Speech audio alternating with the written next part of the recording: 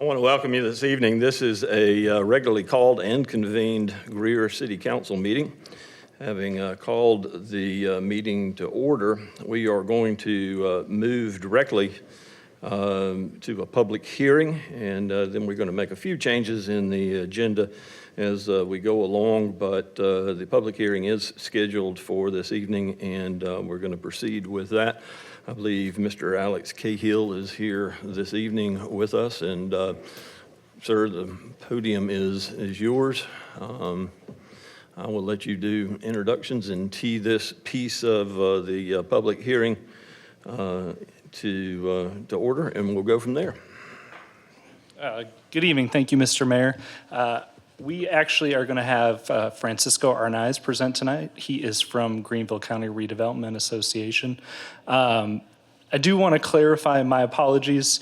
Do we normally present first for the public hearing, or do we present later on in item 3? Well, Mr. Mayor, I'm going to leave that up to you. Typically, in this case, we're going to, I would recommend we just open the floor to any comments on the plan, and then we can get into the details before council votes on item 3 in new business.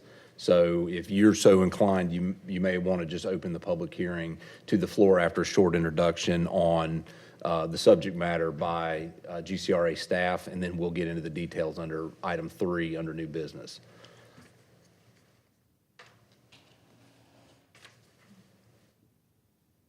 But we can handle this however you want. No, that's fine. Yeah, well, let's go ahead and do the overview by GCRA, and then we'll move on into our business part of it as we go along.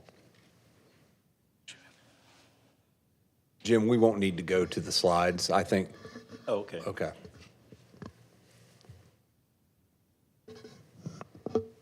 All right, well, thank you then, Mr. Mayor. Before the public hearing, so this is a item to open the public hearing for our entitlement funds. These are funds received through the federal government.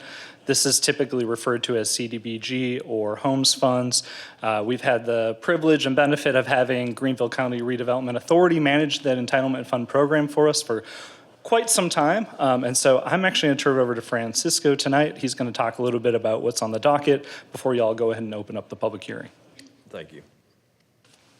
Hi, good evening, council. Good evening, everybody. My name is Francisco Arnaiz. I'm the program manager at Greenville County Redevelopment Authority.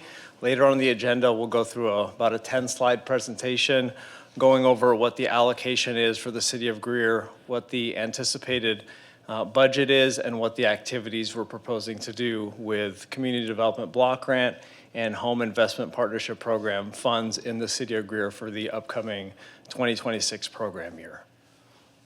Thank you. All right, thank you.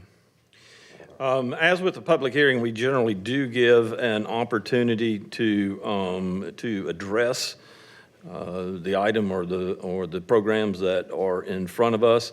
I am going to hold that opportunity over until we get to the items that are shown on the agenda, where we will actually have the discussion in regards to the allocation of those funds.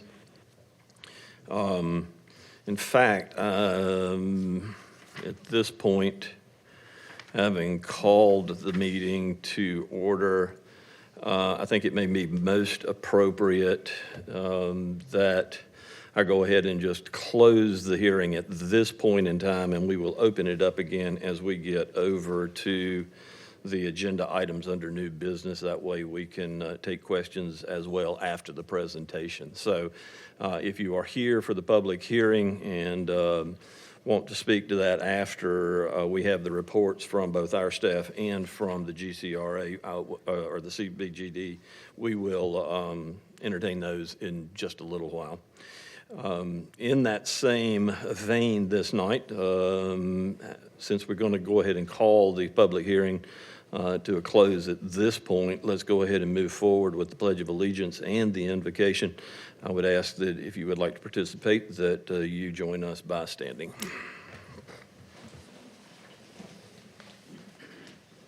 I pledge allegiance to the flag of the United States of America and to the republic for which it stands, one nation, under God, indivisible, with liberty and justice for all.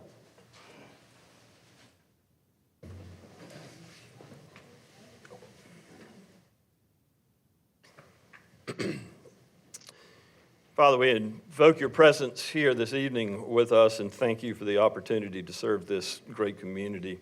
We thank you for the participation this night and for the matters that are going to come before us. We pray that you'll give us insight and understanding as a council.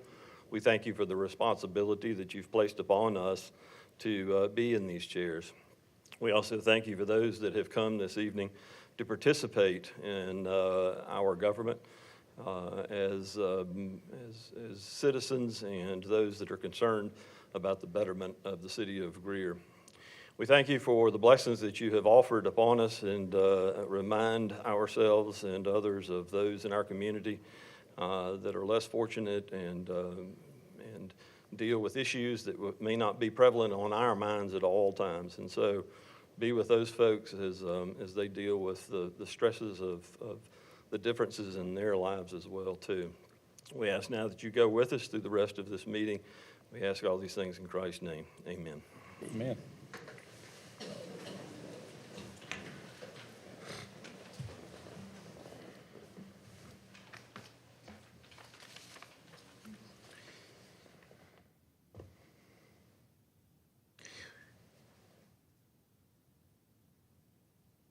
We've got one item for public forum this evening. We're going to go ahead and move forward with that, and then the minutes, and then we'll get into some special recognitions. I know we've got a number of the winners from the Juried Art Show this evening here, and so that I see some school-aged children. I know they're just dying to get home and get on with their homework and that sort of thing. So we are going to take the first part of the meeting here and move forward with that.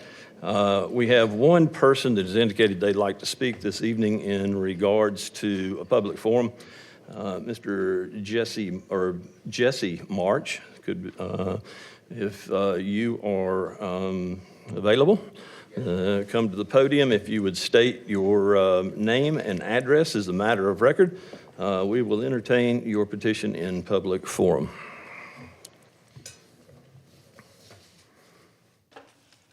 My name is Jesse Peter Marsh. I'm at 109 Madison Ave, Greer, South Carolina. And the reason I'm here tonight, I'm concerned about what's going on with the city's sports center event.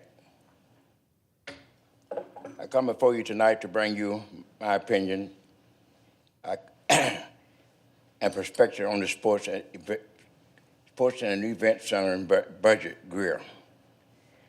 Over the past Greer have been a gifted situation which other cities would die for. We are growing beyond our wisdom dream, with northern folks retiring, moving up here, bringing money and prosperity. Due to the idiotic action of this administration, appointed by a prior council, we should be flush with cash, but instead we find ourselves buried in debt, struggling to come up for air. The lack of reality of exemplifying by this mess. Victor Mill Gym, a staple of local community, was closed, and the intent replacement is too far away and not available for us.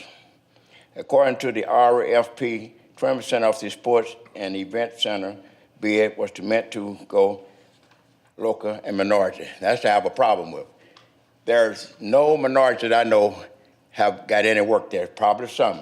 But Mayor, I spoke to you at the breakfast of Mother King breakfast. I gave you my card.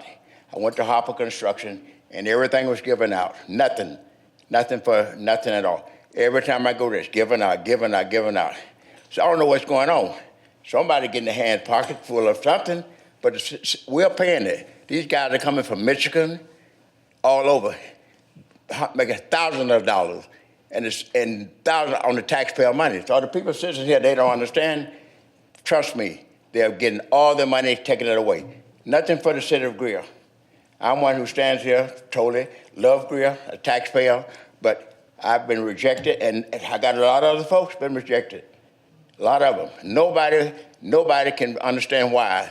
I went to Hopper Construction, spoke to the engineer there. Oh, you know, we gave this out a year ago, a month ago, 6 months ago, a week ago. But I was there when it broke ground.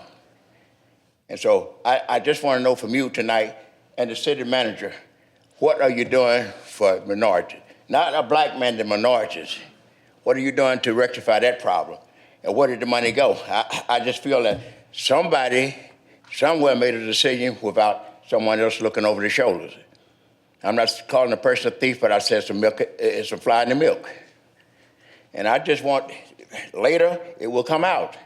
I've already made a request to be on the news, and I'm trying to find out all the money that's allocated to City of Greer for the last 3 years. Where did it go? If there was any federal money, where did it go? I may not be as intelligent as you think I am, but I'm not stupid either. I will find out, trust me, I will find out where the money. She called the mayor, called your office, and you told her there was no money available for the minorities. There was no 20%. Now somebody's lying.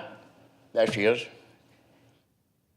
So I just want to know is and where, later, the budget will show where the money. You got a lot of Spanish guys working out there, but they're not the owners. I know that. I know they don't own the company. I've did my research work. I know 7 or 8 of them don't even live here, but they're getting that money. So my concern is that the city of Greer should be fairly, the city councilman should be fairly, our administration should change and do the right thing. It's not about the good old boy, it's about what's right. And I believe in my heart that somebody one day is going to fresh to the surface. We'll see. I'm going to continue, but thank you very much, young. Victor Mills giving a tip of the local community to close. Okay. According to the RFP, 20% of the sports and event center bid was meant to go to the local minority. We are so far over budget that we have to stoop to be shady bond deals without organization. Rock Hill serves as stock reminder that the price is expensive. The citizens continue to pay their price several months in their accessory utility bill. You raise the tax on the citizen, and yet we're still planning to be saddened in debt for our decade now. This is not why we elected you. I'm calling on this administration to cease the crooked problem and be correct and make things work for the city of Greer. Not saying that anything is wrong, I can't pinpoint, but Mayor, something's not right. You got $60 million, you got taxpayers here. And we just treat it unfairly. So somebody got the hands in somebody's pocket, but the decision was made without organization. See, if we don't come together as taxpayers, this is going to go on and on and on. I'm personally involved with an organization to research this administration and for what's doing right, what's wrong, not the personal life with the sport event. So that's probably what I want to say tonight. And I don't call your office here. When I call your office, we'll get back to you. We'll get back. Never come. I had other businessmen call, several of them, never returned the call. They called me one day to come up there, meet me, to try to satisfy me, but that's not it. I want the same right that any other contractor come to Hopper Construction. Hopper Construction said they was told who to give the contracts to. And that shows me right there somebody got the cookie jar. And if I have to subpoena him here to his face, he said they was told. They knew who they were going to give the contract to before they even broke ground. And that's unethical. That is not right. So I believe the city manager in the city of Greer and you should be responsible to make sure the citizens are right, to make sure that we're treated fairly, to make sure that the money is spent correctly. That's why you're the mayor. That's why he's the city administrator, manager. So if you don't have two people in power that's doing the right thing, you're going to have flock everywhere you go. The first thing, my dad used to say, the charity starts at home. That means if you're right in your heart and you get the right city manager and you do the right thing, I wouldn't be here today. I'm not the only one here got complaints. A lot of people don't have the nerve to stand up. But I got the nerve to stand up and go all the way because it's not being right. It's just not right. I can go up. You see, I've been in construction for a while. I went on that site. They didn't even know who I was. I thought, hey, that's what. But I have found out some stuff that you won't believe.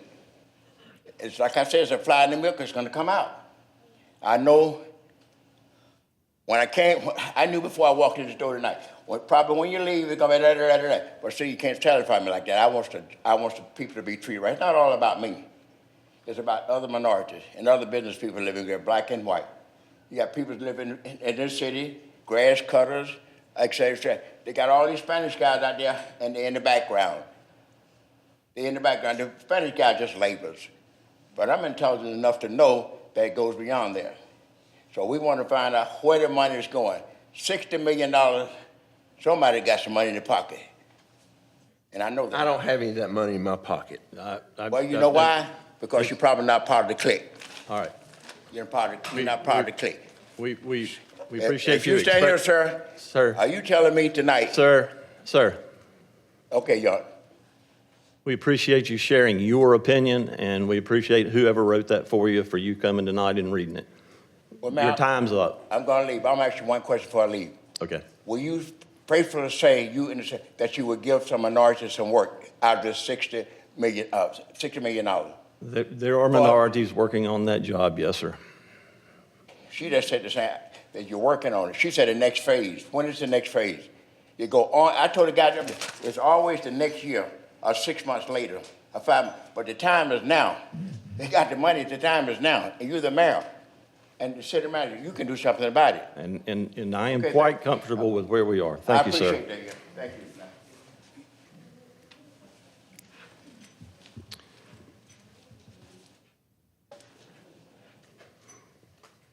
Council, in your packet is the minutes from March 10th on the 2026 meeting. I'll entertain a motion that they be received. So moved. And a second. Any items of note for the clerk? Hearing none. Ms. Duncan? Mr. Earwood, Yes. Mr. Booker, Yes. Mr. Hopper, Yes. Mr. Lander, Yes. Mr. Bettis, Yes. Mr. Lamb. Yes. Mayor Danner. Yes. All right, council, we're going to go ahead and move to the winners of the juried art show. Robin Bayuk joins us this evening. She's the cultural arts supervisor, and we've got some folks that we want to recognize this evening for their work at the art show.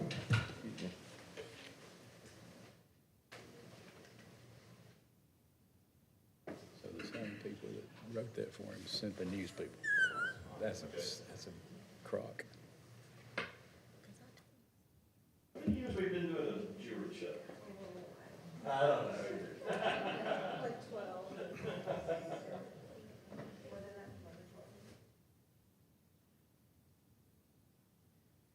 One of the things that I do enjoy about our cultural arts program is the jury art shows, and they have turned into quite an event, and we get to recognize those folks that have participated in these. And I would always urge you to take the opportunity to go and see these shows. It is amazing the amount of talent that we have in this area, and those folks that enter their artwork, and some of it is available as well too. And I would urge you to take advantage of that to support our local artists. And so we do this by divisions, and we are going to start tonight with our adult division. And as I call your name, if you would come up here to the front, and if you'll stay just a moment, we're going to get a picture of each group. So we will start with third place in the adult division, Carlton Henderson.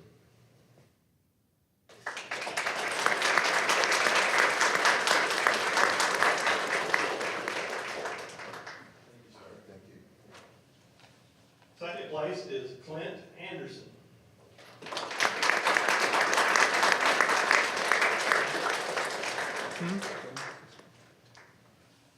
Already had it, I think. What was it? And in the adult division, first place, Best in Show, goes to Frida Sue.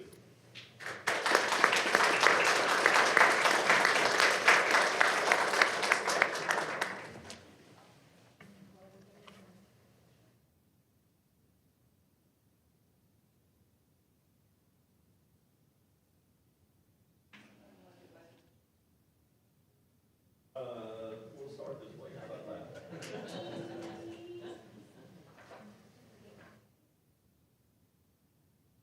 Mike, if y'all sit down, we're gonna get everybody back up for one big picture at the end. How about that? In our student division, third place goes to Jimena Morales.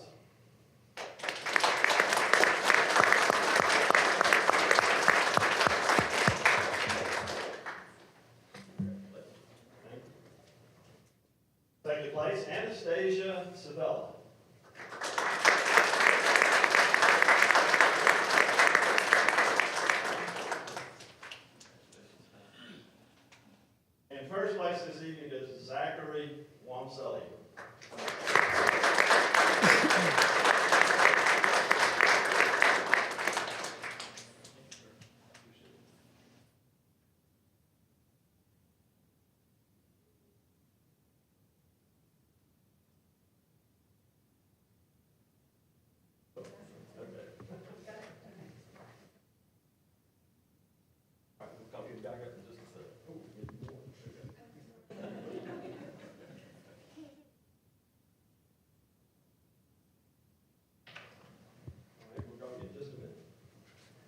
In the photography division, Nanette Latista.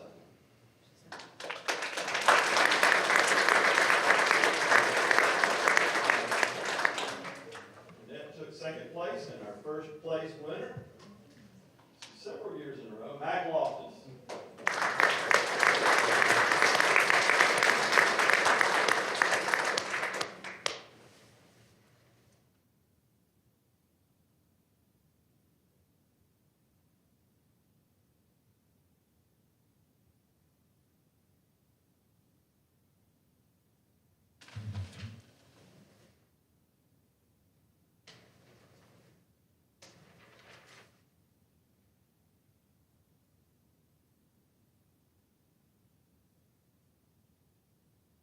Reed division. Second place goes to Catherine Preston.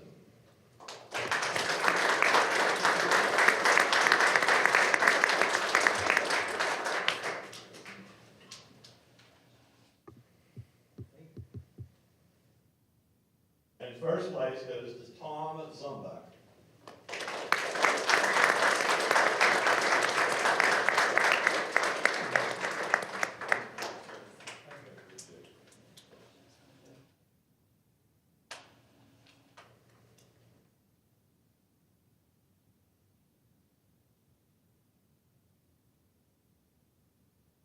Honorable mentions, Judge's Choice, Janice McElligott.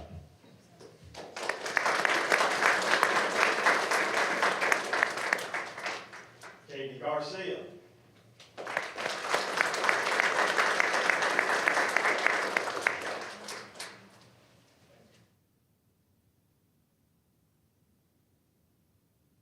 And Molly Andrews.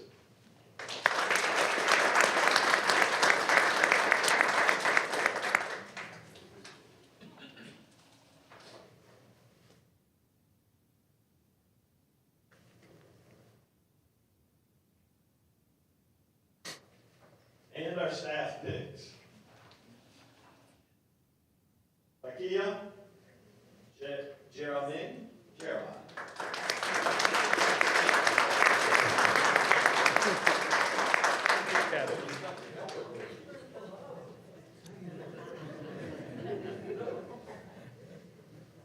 Cindy Moore. Even better at this.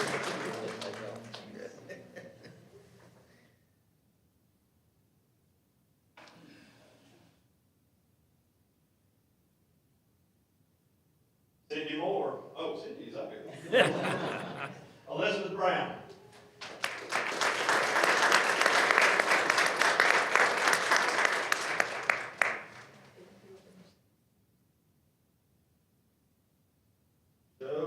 Zoe Shuffledon.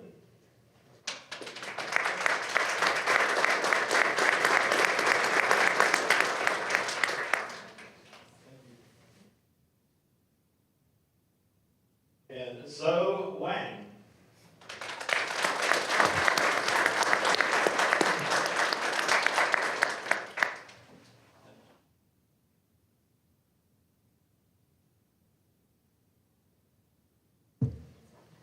Lots of pictures.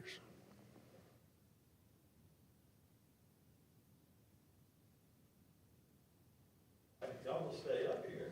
Stay up here for just a minute. All of our recipients. Now come on back up and we'll get one picture of everybody.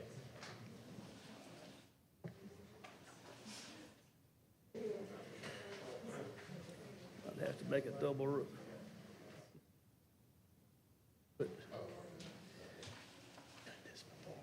Yeah, oh, yeah. Tall ones in the back. Guys, can you squish together?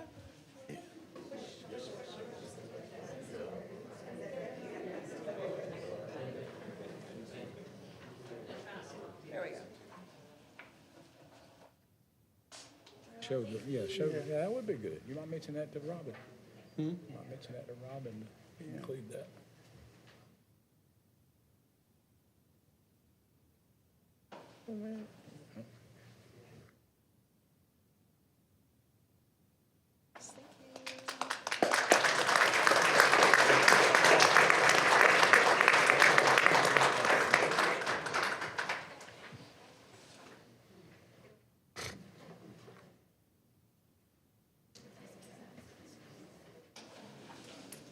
Oops, that's not the one. Thank you. Please.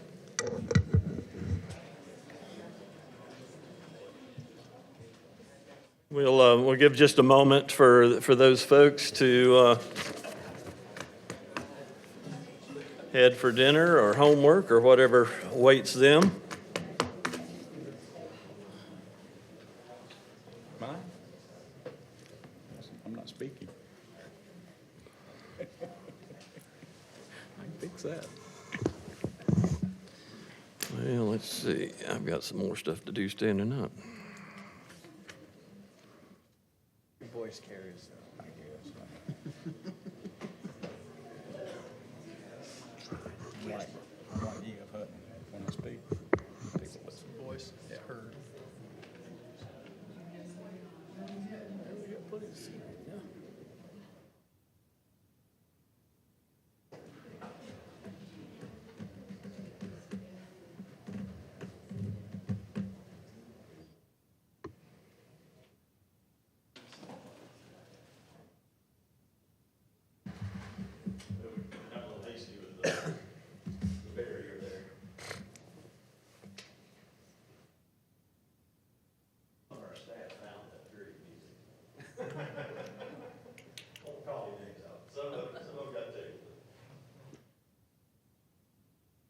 We got a resolution this evening that recognizes some of our Greer City employees. And we'd like to take this time to recognize them and their length of service with us. It's something we do on a regular basis and have done for years. And it's always an opportunity for us to recognize those folks who have been with us over a period of time and to give them a small thanks for what they do for us on a daily basis. And so this resolution reads, whereas the city of Greer endeavors to recognize and reward its dedicated and faithful employees, and whereas Ashley Bruton has served in the police department for 5 years, Harold Dennis has served in the public service department for 5 years, Mark King has served in the Parks, Recreation, and Tourism Division department for 5 years, Scott Matheson has served in the municipal court for 5 years, Colby Means has served in the fire department for 10 years. Robert South has served in the fire department for 10 years. Josh Holzheimer served in the fire department for 15 years. Justin Miller served in the Parks, Recreation, and Tourism department for 15 years. Ann Cunningham served as Park, Recreation, and Tourism department as the head of that department for 20 years. Chris Barson served in the police department for 25 years. These employees have served in a distinguished and professional manner, so now it is therefore resolved that the city of Greer, South Carolina, in a duly assembled meeting, wishes to officially recognize and commend these boys for the distinguished and dedicated service which they have performed. Be it further resolved that the city of Greer hereby rewards these dedicated employees with a certificate of appreciation and administrative day with pay approved this 24th day, March 2026. So, everybody except me. Everybody said that. That's first. I need a walker coming up. Oh, Lord.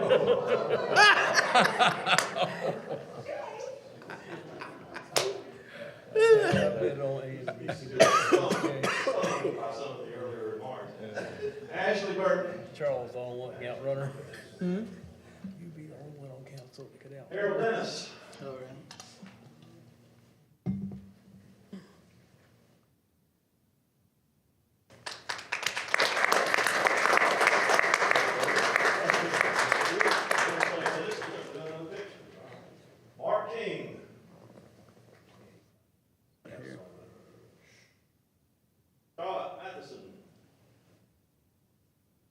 gotta be in attendance to get that day.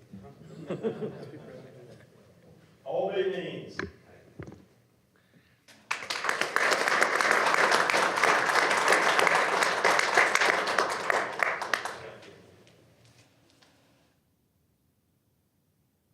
Robert South. If you would just keep him in your prayers, he's in Iraq, he's been deployed. Josh Holzheimer.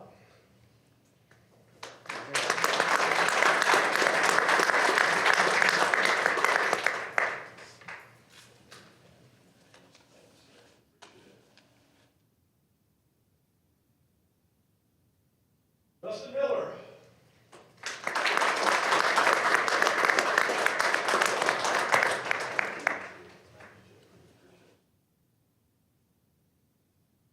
Ann Cunningham.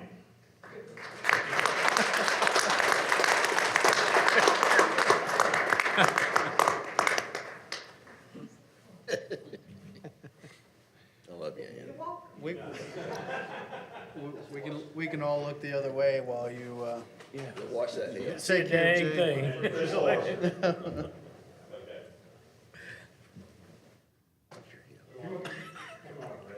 Get it from there? Can you get it from there? Okay. Still leaves in a little bit, everybody.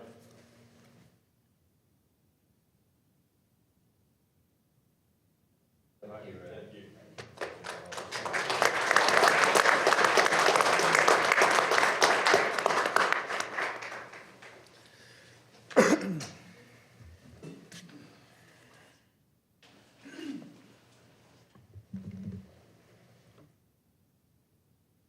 Carolina Robertson's here. Okay.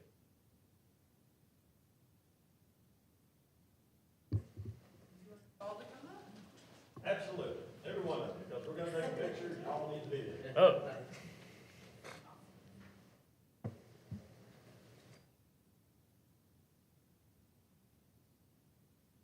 Now, I know y'all do a lot of things. We do.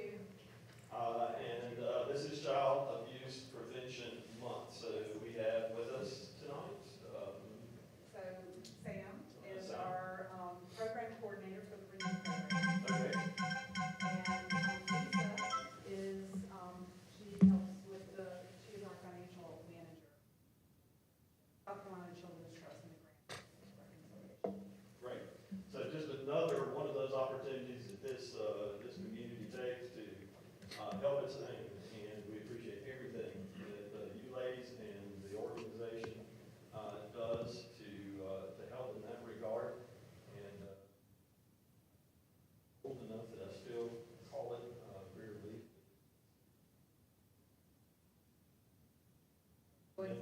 Well, no, it is still Greer Relief. Okay, all right. But the center is the Indigo Hope Neighborhood Indigo Impact Hope. Center. All right, thank you. Yes, no, we're still Greer Relief. Okay, all right. So this proclamation reads as such: this is Child Abuse Prevention Month, and whereas South Carolina's 1.1 million children residing in the diverse communities across our state, including 207,000 children in Greenville and Spartanburg County, are our most valuable resource and will shape the future of our great state. Whereas childhood trauma, including neglect and abuse, is a serious issue affecting all parts of our community and requires collective action. As such, trauma can cause long-term psychological, emotional, and physical harm. And whereas protective factors strengthen children and families and effective child abuse prevention relies on strong partnerships among child-serving professionals, community, and healthcare, law enforcement, and families. Whereas communities must make every effort to promote programs and activities that build strong children and strengthen families. And whereas Greer Relief, in partnership with the South Carolina Children's Trust, has demonstrated an unwavering commitment to prevention of child abuse through their impactful programs and initiatives. And whereas Greer Relief, dedication to providing essential services and resources to families only strengthens our communities indeed. It also helps to mitigate the risk factors associated with child abuse and neglect. Whereas in state fiscal year 24-25, there were 7,024 substantiated child protection services investigations with 12,371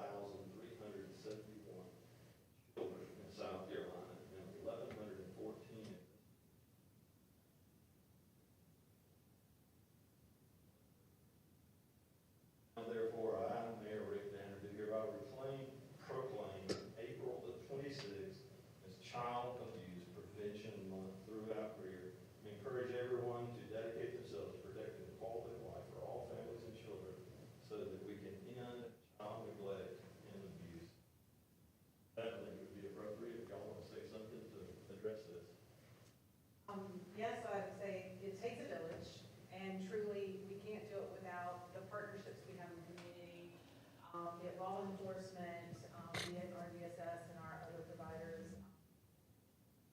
Triple P program, that is one way, that we are helping answer that. Typically fund, also just try to answer the call as you.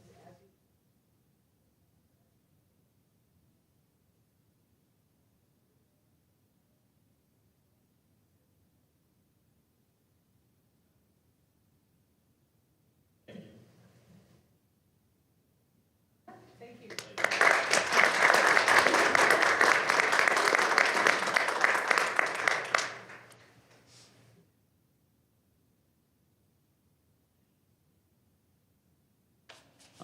Where's your big camera, Tom?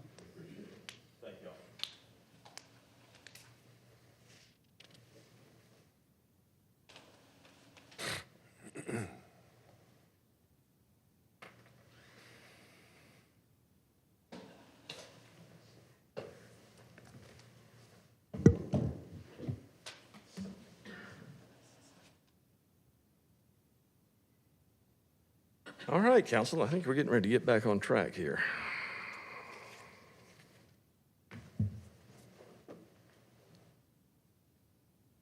Departmental reports are contained in your packet this evening. You have those before you as always. Department heads and/or Mr. Merriman will be glad to help you with that. Mr. Chris Klein comes with our financial report, and the floor is yours, sir. Thank you. Good evening, Mayor and Council. Financial performance summary for the month of February 2026. General fund had a cash balance of $30,707,000. Year-to-date revenues of $42,449,000.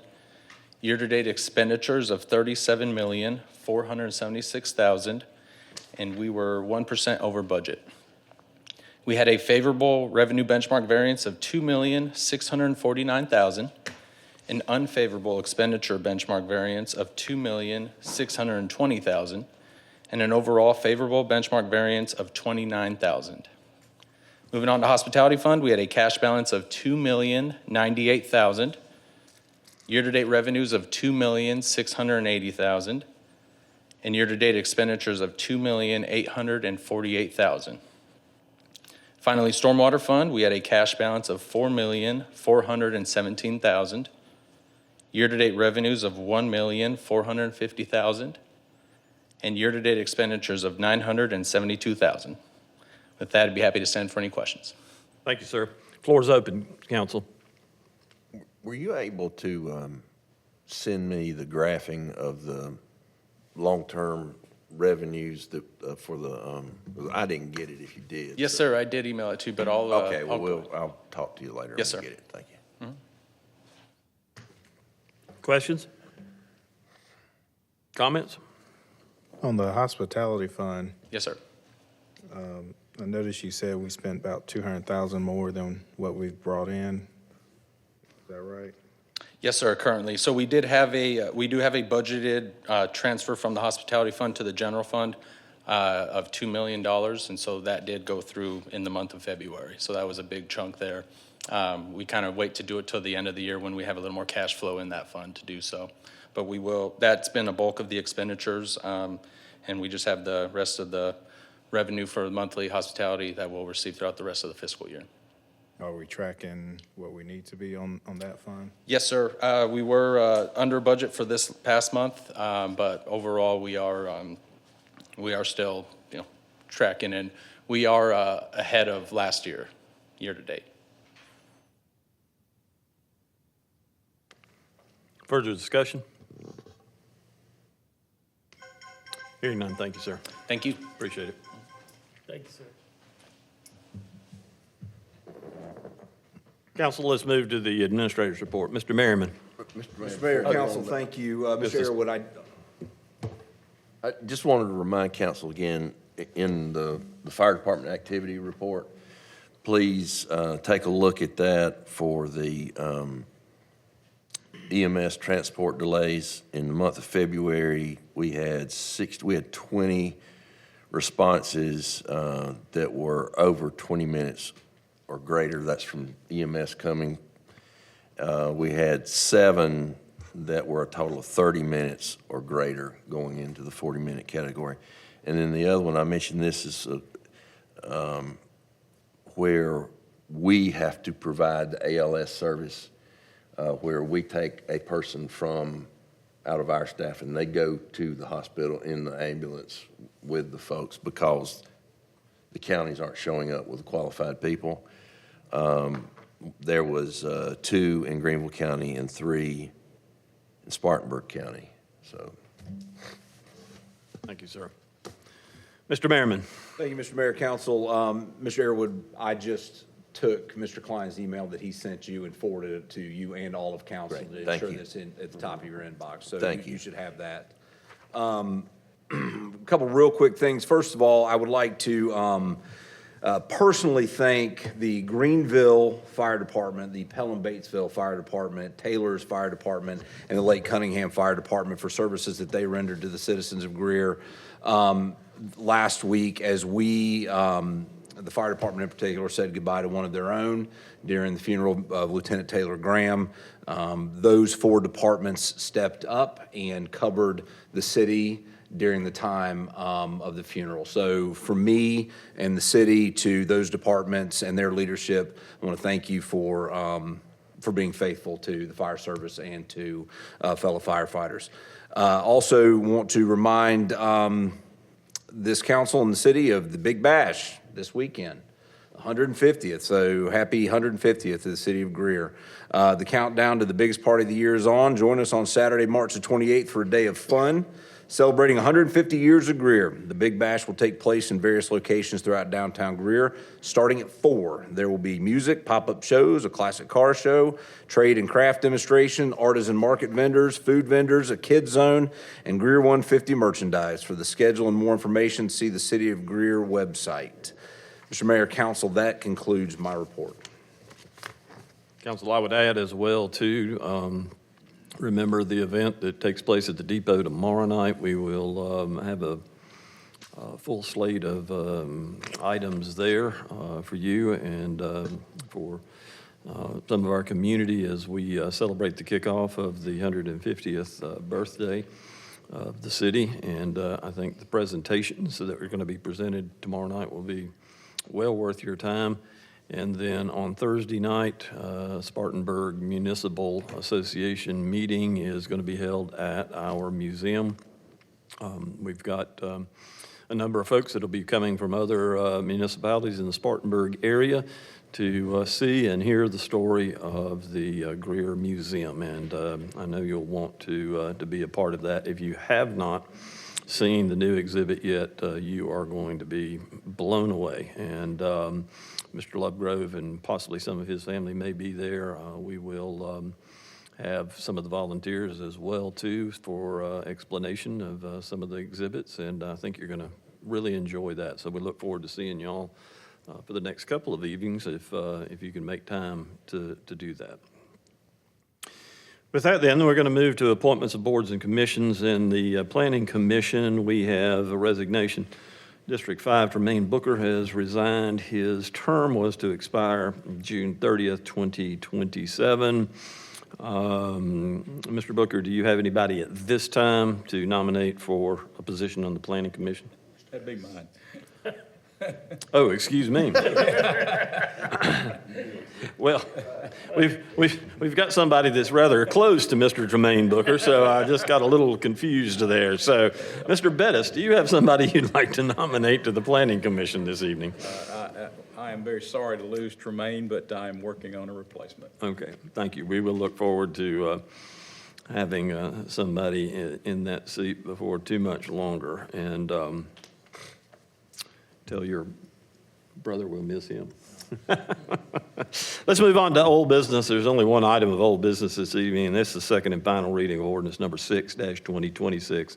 This is an ordinance to change the zoning classification of a certain property owned by Kimberly Chapman Edens, also known as Kimberly Sims, located at 116 and 118 Pleasant Drive, in Pleasant Drive, from suburban neighborhood to traditional neighborhood. The floor is yours, ma'am. I don't have any updates on this item, but happy to answer any questions you might have. Thank you, Ms. Dahl. With that, then, I'll entertain a motion to receive. So moved. Second. And second, no new or additional information. This comes to you with the recommendation from both staff and the Planning Commission. With that, I will open the floor for discussion. Comments? Questions? Hearing none. Ms. Duncan? Mr. Arrowood, Yes. Mr. Booker, Yes. Mr. Hopper, Yes. Mr. Lander, No. Mr. Bettis, Yes. Mr. Lamb, Yes. Mayor Danner. Yes. Council, thank you. Let's move to items of new business. The first of which is the City of Greer Capital Projects Department solicited sealed bids from qualified offerers for detention center roofing replacement. The project cost was budgeted in the general fund. Ms. Camacaro joins us for this discussion. She is our procurement and grants supervisor. Floor is yours, ma'am. Thank you, Mayor, and good evening to you and council.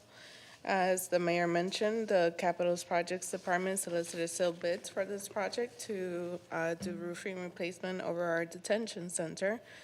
We received 3 bids. One of the companies was non-responsive. Our team recommends award to IES Coating Inc. And with that, I'll open it for any questions. Council, for the purposes of discussion, now entertain a motion to receive. So moved. And a second. Second. Floor is open for discussion.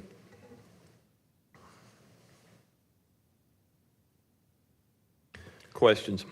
Are any of these companies minority-owned? I would have to check. I don't know that we requested for that certification specifically for this project. But they all, it seems like we have Greenville, Greenwood, and West Columbia, but one was non-responsive, okay. There's a Yes. there's a rather large difference in the quoted price there. Is it, I mean, the scope was Scope was well-defined same, and? yes. Scope was the same for all 3. And we provided a pre-bid meeting, which they were able to tour the facility and check exactly what are the conditions. We also had a good question and answer session after that to specifically define any additional questions from the bidders. So we felt comfortable that the scope was correct, and we were able to move forward and get good bids to come in. I believe the issue was, if you looked at the roof on the detention center, once we had actually 8 contractors go and do the pre-bid, and when they got up there, they saw all the equipment, all the issues. And Okay. it kind of became a daunting task to even think about putting in a bid for that. They believe we had one non-responsive. There's a Okay. lot of stuff on that one section of roof. Okay. Well, it makes sense that the local contractor should be able to do a little bit better with not having to pay per diem and all that stuff, so. Others? Questions? Comments? Discussion? Hearing none. Ms. Duncan? Mr. Arrowood, Yes. Mr. Booker, Yes. Mr. Hopper, Yes. Mr. Lander, Yes. Mr. Bettis, Yes. Mr. Lamb, Yes. Mayor Danner. Yes.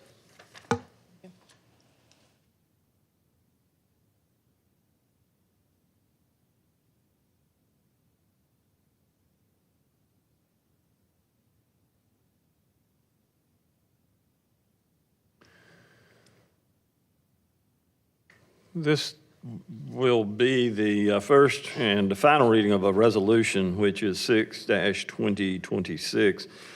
It's the allocation of the Greenville County CDBG and Home Fund for the program year 2026.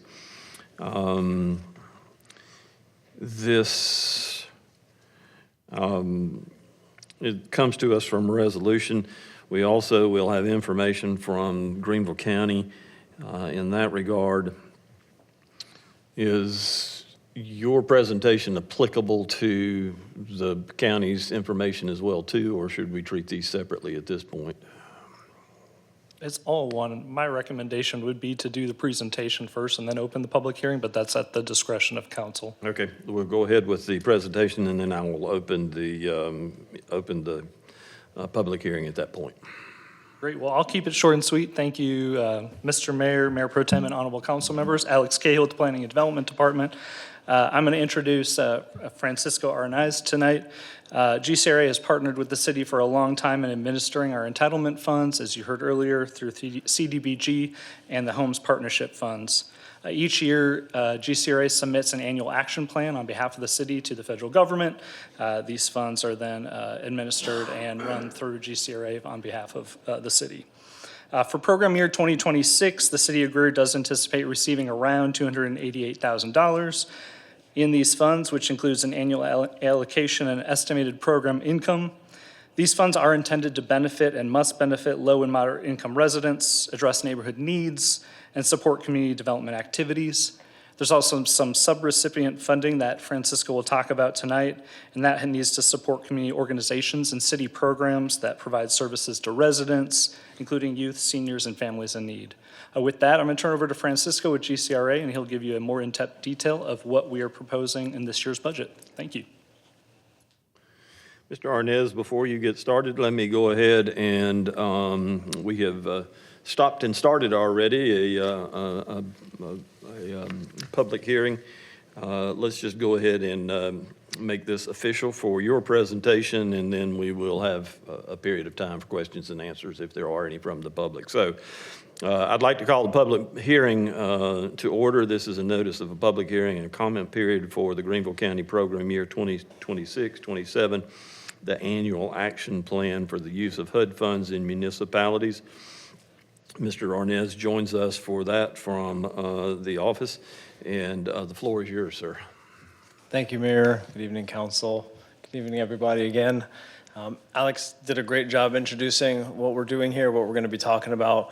I'll run through some further details tonight. Again, I'm Francisco Arnaiz, Program Manager. With me, of course, is Joe Smith, our Executive Director.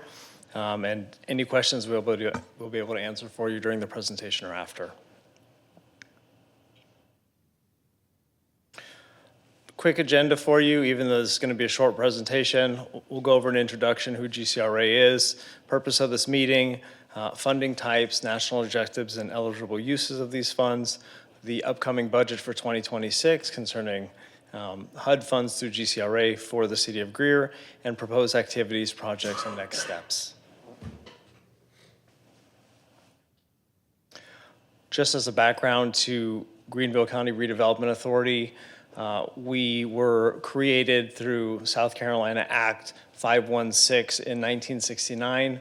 Shortly after, 5 years later, Community Development Block Grant was created from the Department of Housing and Urban Development. Every year thereafter, we've worked on projects concerning acquisition, demolition, redevelopment of neighborhoods, slum and blight remediation, public services, and affordable housing. Throughout the last 50 years, that's been our focus. New programs have come out, which we've rolled into the programs we offer at GCRA, namely concerning affordable housing and then homelessness programs. And of course, we administer Greenville County affordable housing funds, which are local revenue funds for the use of, for the creation or purchase, renovation of affordable rental or home ownership housing. Budget projects overview, I'll go over that. And lastly, we'll have an opportunity for public comment and questions.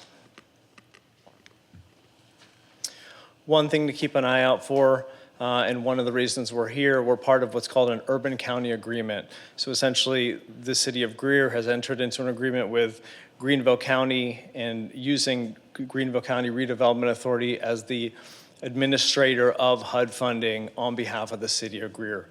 We have the financial management, we have the staff, we have the experience in administering these funds, creating planning documents, entering into contracts, implementing projects and programs.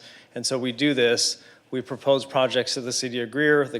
The city of Greer decides which projects to fund, which programs to fund, and then we help with contract administration and implementation. That urban county agreement allows us to do that. That's renewed every 3 years, and so this upcoming year will be a year of renewal, and then it's good for another 3 years.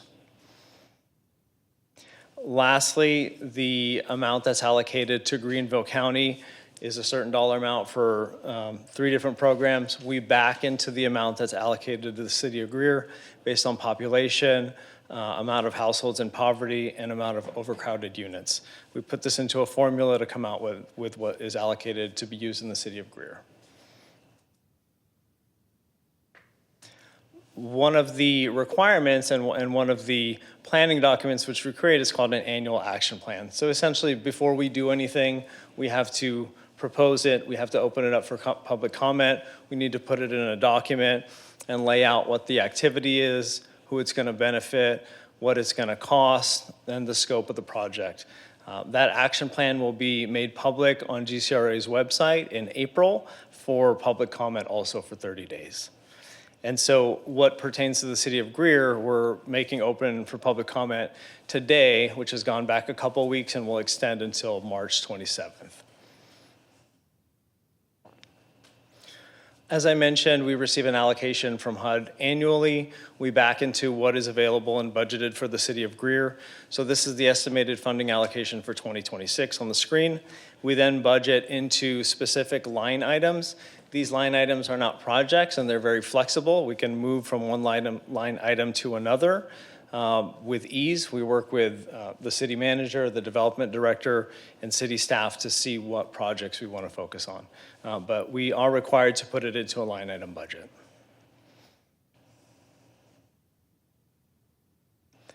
One of the funding programs we manage is called Community Development Block Grant. These funds essentially must benefit primarily low to moderate income households or persons. Wide range of activities we can do with this funding source, from housing rehabilitation to funding public service programs, and that could be programs administered or run by nonprofits or even through the city. And we can also fund public infrastructure and facility projects, among other things. What's not on the screen, also facade improvements or economic development programs.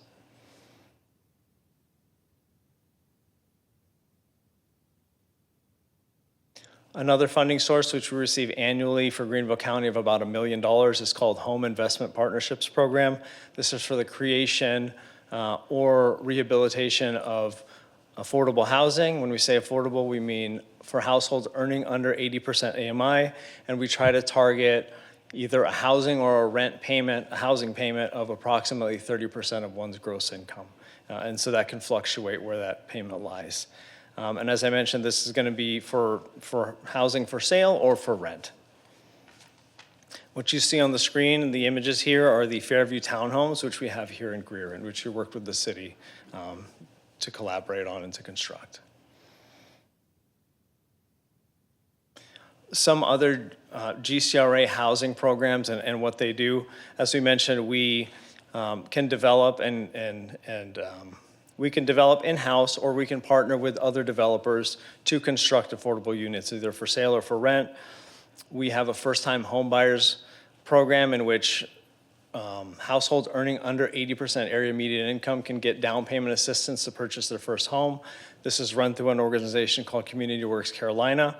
It's a very popular program. The funding for that goes pretty quick because down payment assistance is needed. We have an investor program for rental rehabilitation. So if you're an investor, you're renting out your home, it needs some repairs, we can fund those repairs with the condition that it's then rented at an affordable price. We also have an owner-occupied rehabilitation program specifically for seniors. So if you've got a senior, or if there's a senior household that needs home repairs to make the place safe, warm, and dry, or accessible, we have a program for that. Typically that looks like grant funds anywhere between $10,000 to $15,000 to make those repairs. The only condition being that they continue to live in their home as a primary residence. We also partner with other organizations that'll do repairs on a home in which you don't have to be a senior. We can also finance in-house for home buyers looking to obtain financing that perhaps can't get financing through a bank or their credit union. We have an option to look into whether we can finance that. We also administer rental assistance programs, one of which is administered through Greer Relief. So if you're a household that's fallen behind on rent or utilities, and you need to make some back payments to bring you current in order to avoid eviction or the lights being shut off, there's a program for that, and we can help assist with funding with that.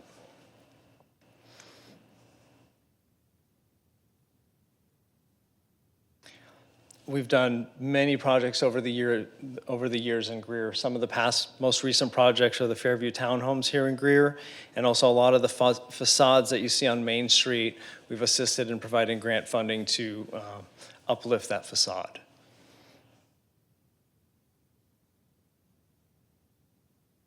Upcoming projects that we have earmarked to be done in the city of Greer.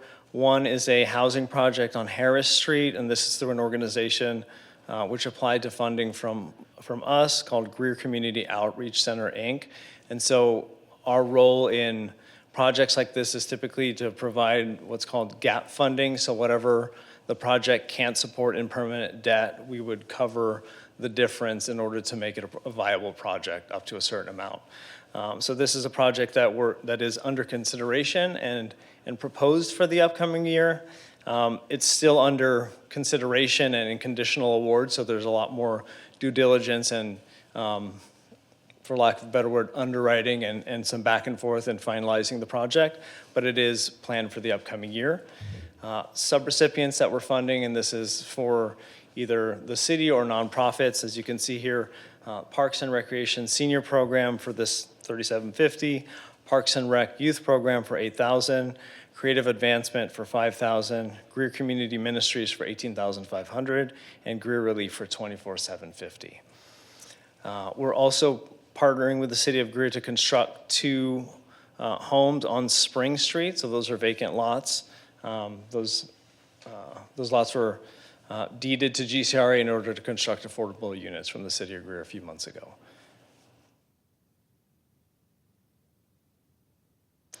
Next steps, like I mentioned, we're open for public comment, either made in this forum or via email, and I'll share that email next.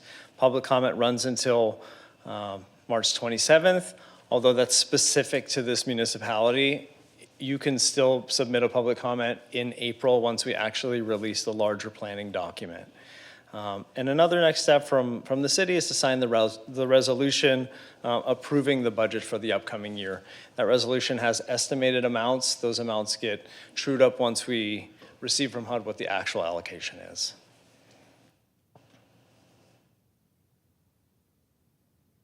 Thank you for listening. Open for questions. Let's start with council. Council?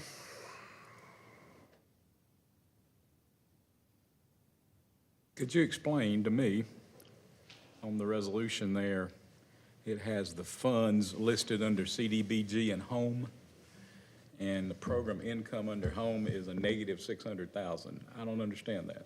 Right, it's something that needs to be answered, a negative amount. So when we've partnered with the city on creating the Fairview townhomes, we had to budget future years for the cost of the construction of those townhomes and then paying the debt service on that loan. So until those townhomes are completely constructed and sold, the balance will fluctuate because part of that contains future set-asides of upcoming years' allocations. Is that Probably should have. satisfactory? Probably should have spelled that out in it. So there's still program income to the home program, but right now it's all being payback. Correct. I mean, that number is obviously a placeholder number until it changes as future years' allocations are budgeted towards this project, essentially. Okay, how do we know what it actually is at any given moment? You could always reach out to us and we can provide that information. That's the first time I've ever seen that. That's kind of new to me. Yeah. There are how many lots still available out there? Do you know? I think we just had some movement a couple days ago, so. We have two more fish on the line, so to speak. We have 6 sold, we have 8 still available for sale in phase 1. We have 8 we're working contracts on right now. Hoping now we've got a different marketing push in place. We're hoping to finish those up. All 14 of those units. Out of the 14, there's 19 remaining to be done in multiple phases, and we'll be.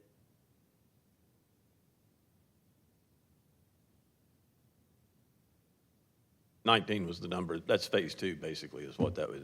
Okay, thank you. All right. Others? What low to moderate income sections of Greer? Because that's where these funds will be applied. What areas are identified by you guys in our city that are considered low to moderate income? So we don't identify areas per se. We first identify what the activity is or what we want to do. And then we identify whether we have to whether we're going to tie it to benefiting households, because then if we can get household data, then we don't have to consider an area. If we're doing something like an infrastructure project or something that benefits an entire area, then we would look into the data to look at whether that area is justifiably a primarily low to moderate income area. So, and this is the areas, the areas are based on American Community Survey census block groups. And so that's the lowest common denominator is a block group. But I'm uncertain which census block groups right now within Greer are low to moderate income, but I can get back to you with that information.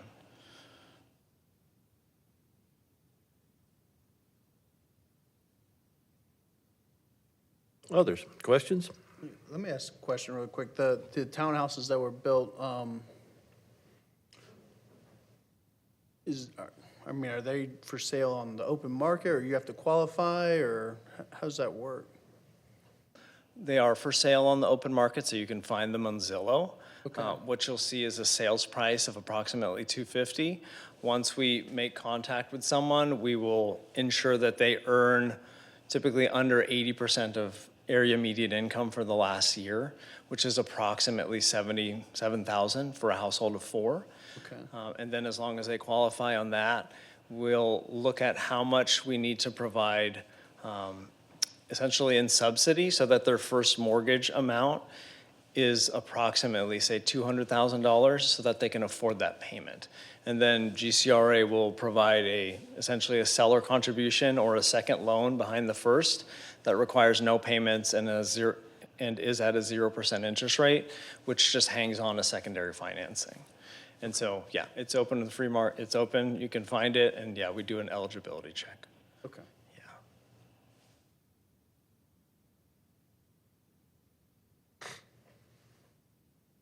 Comments?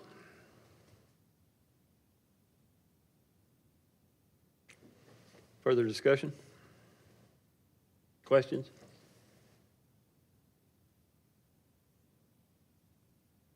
Mr. Smith, we thank you for joining us this evening as well, too. Thank you, sir, for being here. This is a public hearing. I'd like to open the public hearing at this point. If you are here and would like to ask a question of either staff or Mr. Arnez, this would be the point in time to do it. If you would like to ask a question or make a comment, please raise your hand.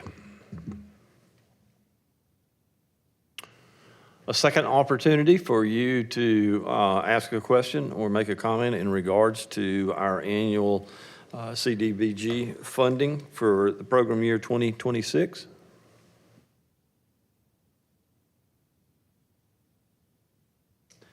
Seeing none. And a third and final time, if you would like to make a comment as to the allocation of the Greenville County CDBG and home funds for program year 2026, or ask a question, please raise your hand. Third and final call, no one indicated that they wish to do so. With that then, that information is brought to us. We will need to take action in that regard. We've got a motion and a second, I believe, not yet. Then we will take care of that and proceed with the vote. I'll entertain a motion that we receive So moved. and a second. Second. Any discussion among council at this point?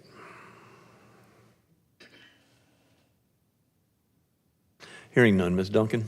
Mr. Arrowood, Yes. Mr. Booker, Yes. Mr. Hopper, Yes. Mr. Lander, Yes. Mr. Bettis, Yes. Mr. Lamb, Yes. Mayor Danner. Yes. Council, let's move to the first reading of ordinance number 7-2026. This is an ordinance to provide for the annexation of a certain property owned by Susan and Stephen Davis located at 209 Windsor Road by 100% petition and to establish a zoning classification of suburban neighborhood for said property. Ms. Stahl joins us for this discussion. Good evening. This is ordinance 7-2026. The address is 209 Windsor Road, and the request is to annex and zone to suburban neighborhood with the intent of building one single-family house. Here's the aerial of the property. The property is 0.84 acres. Here's the zoning map. The surrounding zoning is rural residential. The future land use in the area is traditional neighborhood. And here is a photo of existing conditions at the site. Once again, the request is to annex and zone to suburban neighborhood. The surrounding zoning and land uses are residential. Therefore, staff recommends approval. For the purpose of discussion, I'll entertain a motion to receive So moved. and a second. Second. Floor is open for discussion. Questions? Can you go back to the slide?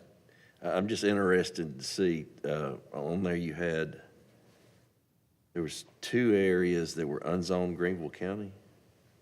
What is, Everything to the west. Is that on this last slide? south and west? Yes, directly south, the adjacent parcel. It's on the side property line. Okay. So basically, everything uncolored is Greenville County. Correct. So I believe in that area, Windsor Road is part of the city, right? But, I'm sorry, could you repeat the question? The road. The road, yes, it's in the city of Greer. Yeah.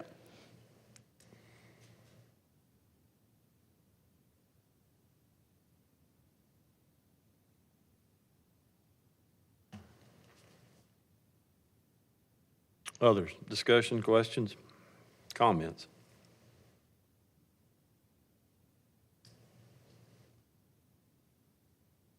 Hearing none. Ms. Duncan? Mr. Arrowood, Yes. Mr. Booker, Yes. Mr. Hopper, Yes. Mr. Lander, Yes. Mr. Bettis, Yes. Mr. Lamb, Yes. Mayor Danner. Yes. Council, let's move to item 4. This is the first reading of ordinance number 8-2026. This is an ordinance to provide for the annexation of a certain property owned by Benjamin Hughes Jr. located at 1471 West Wade Hampton Boulevard by 100% petition and to establish a zoning classification of commercial corridor for said property. Ms. Stahl. Yes, this is ordinance 8-2026. The address of the parcel is 1471 West Wade Hampton Boulevard. This is a request to annex and zone to commercial corridor, this one parcel. We believe it'll be part of several parcels along Wade Hampton that will be annexed and zoned commercial corridor with the intent of building a commercial development. Here's the aerial of the parcel. It's 0.86 acres. The zoning map shows the surrounding zoning as commercial corridor. The future land use in the area is suburban commercial. Here are the current conditions at the site. Once again, the request is to annex and zone to commercial corridor. The surrounding zoning and land uses are predominantly commercial.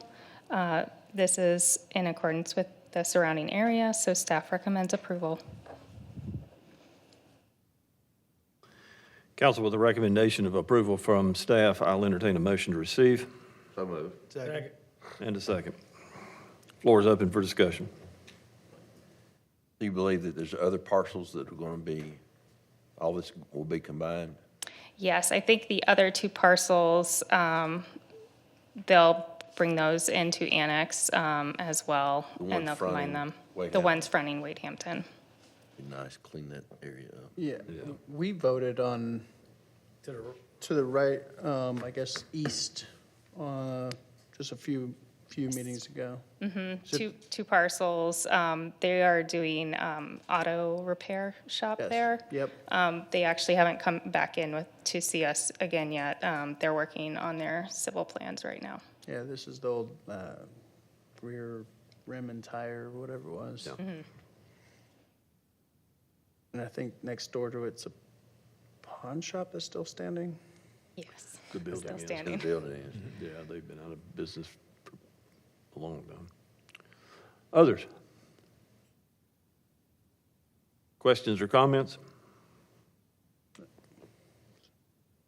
Mayor, we have someone. Since it is the first reading, are you a owner or representative of the owner of the property? Yes? Yes. Would you like to speak? I was just gonna say it's actually the one at the bottom as well, so the lot at the bottom and the two to the right. Oh, we only had I'm this just one saying on the potential. petition. Okay, gotcha. That's all I was Okay. Because you guys were saying Say again? I didn't. All right, yeah, to the bottom and the two to the right. That whole corner then. if you'll come to the podium, please, This one and then these two. if you'll come to the podium, please, I think it'll make your comments a matter of record, please.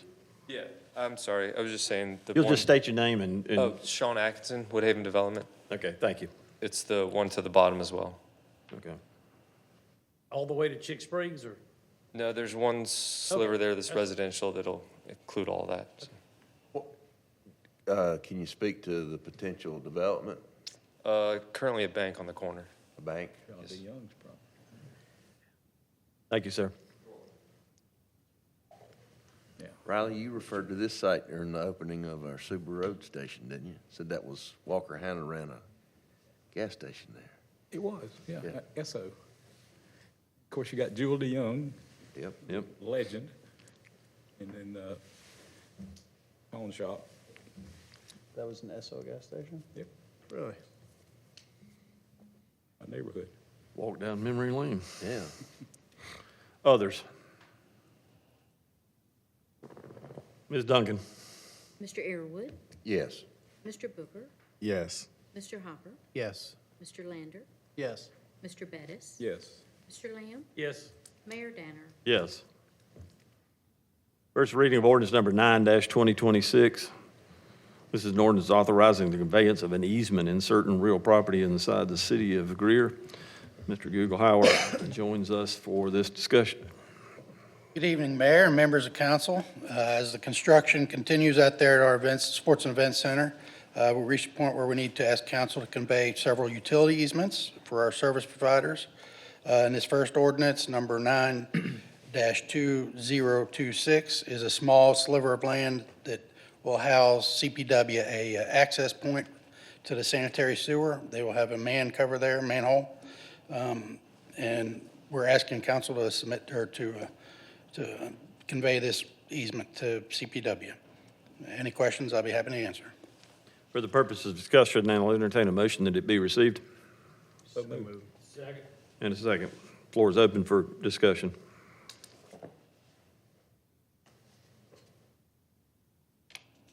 Comments? Questions? Hearing none, Ms. Duncan? Mr. Earwood, Yes. Mr. Booker, Yes. Mr. Hopper, Yes. Mr. Lander, Yes. Mr. Bettis, Yes. Mr. Lamb. Yes. Mayor Danner. Yes.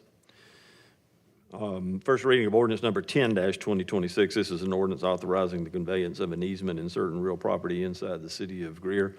Again, Mr. Gugelhauer joins us for that discussion. The floor is yours, sir. Yes, Mayor and Council. With this easement, Duke Power request access coming off of Highway 14, as the power is going to run underground, coming off 14 in that entrance and drive. It'll wrap up around our drive and down to the receiving and loading dock area where the transformer will be located. And if council has any questions, that's the easement that Duke is asking for. For further discussion, I'll entertain a motion to receive. So moved. And a second. Second. Any discussion in that regard? John, where do they pick up the power from? Well, and that's why I wish I had a slide to show you. If you're coming right at where our new entrance is, that's where the. Off 14? Off 14, yes, sir. And it'll drop down right there and then follow up. Is it overhead there now? It's overhead there now. Well, they're bringing it in. We're putting a new pole. It'll come from south across 14 and come up to that pole. It'll drop down at that point, go underground, come all the way up the front of the entrance and then wrap around into that. What is the likelihood that we could, I hate it when we add more poles. We're adding more to the pole forest that we have around here. Have there been talks, or could we have talks with Duke about when it crosses, because I'm assuming there is overhead on the other side. There is, correct. If they could drop down there and bore under 14 and come up there? We didn't pursue that, didn't ask that question. I would love it if we did, because it just, Aesthetically. yeah. Yeah.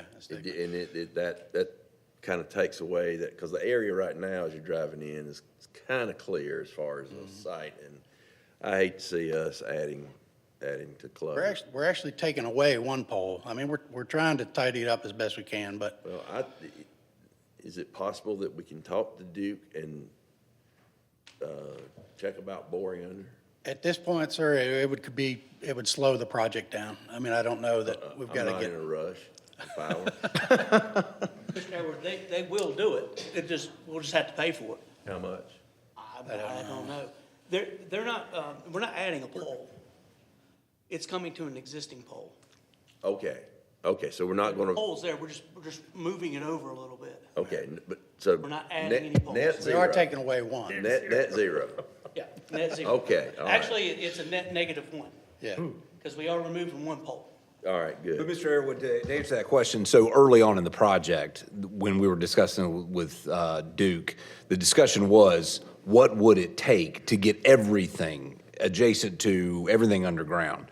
And at that time, there was a price tag applied to that. I don't know what it was, but it was substantial enough to go, we'll just, Well, I'm Not gonna go that sure, I'm route. sure it's, to do that boring, it is.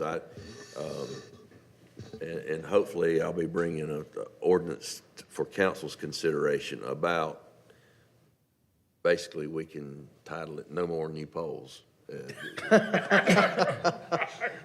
Well, I'm serious. I'm not arguing, I'm just. But that's kind of where I'm coming from on that, yeah. Understood.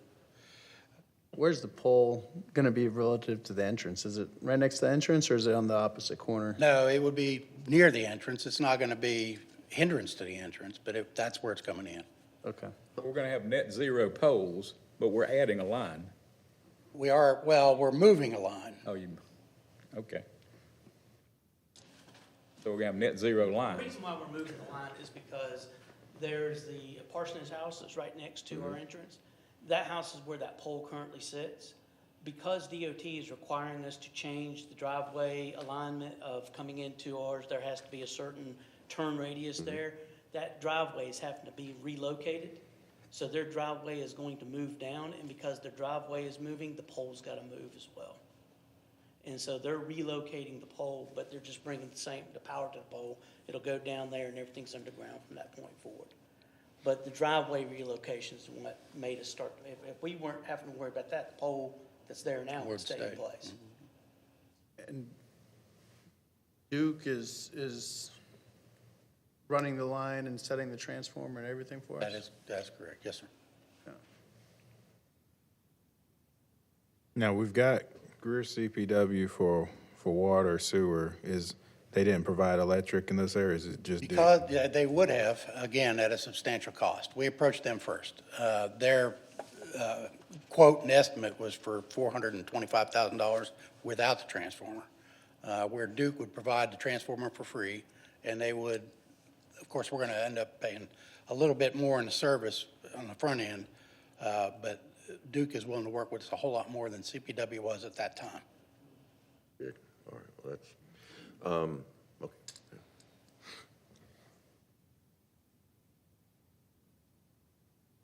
Others? Questions? Comments? Discussion? Hearing none. Ms. Duncan? Mr. Arrowood, Yes. Mr. Booker, Yes. Mr. Hopper, Yes. Mr. Lander, Yes. Mr. Bettis, Yes. Mr. Lamb, Yes. Mayor Danner. Yes. Council, one further item in regards to conveyance of easement regarding water. This is an ordinance authorizing the conveyance of an easement in certain real property in the city of Greer. Mr. Gugelhauer, the floor is yours, sir. Yes, sir. Mayor and council, this is the final easement. It goes back to CPW dealing with our domestic water. The demand for this site is so high that we had to actually tap into 2 locations. We're tapping up at South Bumpkin and 14. And that line will be of such a size, it's 8-inch, and it would now be considered a main. With that being the issue, they will want to service that main, and that's why we're asking for this easement. For the purpose of discussion, I'll entertain a motion to receive. So moved. Second. Floor is open for discussion. You're going to have 2 8-inch taps? We're going to have 2, yes, sir. One at Lot of Buncombe water. and one at 14. Okay. Did our civil guys, who came up with that? Yeah, it was our civil engineer with Davis and Floyd, yes, sir. I mean, they ran all the calculations, and it was, the demand required it. I'm assuming one of them is for a fire line, I guess? One of them, yes, sir.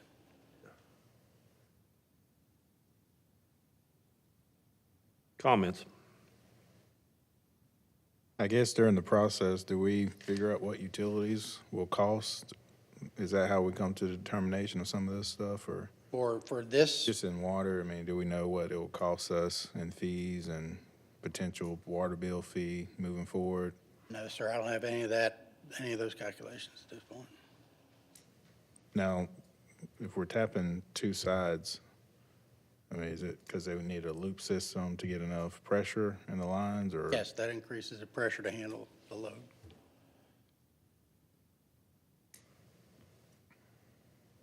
That's a very expensive tapping fees for 2 8-inches. Very expensive. We have, I forget how many fixtures we got, not to mention all the fire hydrants and so forth and everything. There's a lot of water demand in this facility. And they couldn't bring it down. That's correct. Well, Dang. All right. Further discussion? Hearing none. Ms. Duncan? Mr. Arrowood, Yes. Mr. Booker, Yes. Mr. Hopper, Yes. Mr. Lander, Yes. Mr. Bettis, Yes. Mr. Lamb, Yes. Mayor Danner. Yes. Thank you. Mayor, before we move on from this whole subject about the infrastructure for the building, I believe there was an issue about sewer in the very beginning, flow rates. Is that, am I? There was some questions about upgrading the existing sewer line and drop inlet at, well, not drop inlet, but the one over at this neighborhood over there, South Farms. Or, yeah, that one. But that's been rectified. That is a non-issue. Okay. That is a non-issue. Sutter Farms that's on the other side of 14? Yeah, we're gravitating down to that one. That one required an upgrade. There was a couple issues on the calculations. All that's been rectified. It's no problem. They're gonna make, there's gonna be the necessary upgrades made on that one to accommodate. So all that problem's gone. We're going to be going under 14? We are, yes, sir. Oh, wow, didn't realize that. Some money in there. Might as well just run the power line through there, too. Just strap it to the line. Just when you're pushing in that. Last item of regular business this evening is a discussion in regards to the Sports and Events Center signage. This is for the purpose of discussion. This is led by Mr. Merriman. Well, yeah, so, Mr. Mayor, council, thank you. There was some questions at the last council meeting. It was requested to be on this agenda to discuss the monument signage that has been slated for the Sports and Events Center. By way of reminder, we, as we were going through the exercise of cost and site planning, design, aesthetics, et cetera, the monument signage was decided on because, one, it's static, which means less expensive. Two, we did identify the area as a kind of a, to your point about the poles, a gateway. We were trying to establish some sort of gateway monumentation, letting everyone know that's coming into Greer that this is, you're now somewhere different. And so we were hoping that that signage would effectuate that. So cost and, again, a static sign that was part of an overall welcome to Greer as it pertains to a lot of the way we have done designs downtown and in other areas. I believe there's been some question about whether or not this council is interested in changing from a monument sign to some sort of digital or visual sign. And so that's why this is on the agenda today. Just to give you a little bit of a frame of reference, I think, and John and Mike can correct me if I'm wrong, I think our entire signage package, which includes the monument sign, is somewhere in the neighborhood of 600,000, or is it 800,000? What's that number? No, that includes all interior signage, everything else is 350, okay. 350. We have comped a sign that would fit dimensionally what has been kind of set aside on the site, which would add an additional $150,000 to $200,000 of cost to our signage package to do a digital sign. This particular one is out of a city in Minnesota. And we do think that it meets, I think, what some council members have indicated they might like to see. So the question then is, one, is this council interested in us pursuing that and getting a better number on that? And two, what is it that y'all want to see? Or do you want to see a digital sign, or do you want to see a monument sign? Mr. Mayor, if I may Yeah. just clarify one thing about what you just asked, just for some context for the discussion. As we were preparing for the GMP, we have engaged the services of a company called Smash, who's going to do our interior graphics, and will do the monument sign as budgeted. The amount that they submitted to us as a package for the entire facility to cover all interior signage, kind of a higher end, if you've been like to the new Spartanburger Stadium and the way those graphics are done, that type of effect. That package was $475,000. We elected in a GMP to put a $350,000 allowance for signage in the budget, saying that their package had all the bells and whistles, and that we, as we began, we're now starting to engage Smash on the fine tuning of the details of that sign, of the inside signs. All required signage will be done. It's just the extra graphical type stuff that'll be in there. We said that we're going to put $350,000 worth of signage inside the building and also cover the monument. I just want to clarify that point. So the sign package was higher for those graphics and everything, but we only put a $350,000 allowance.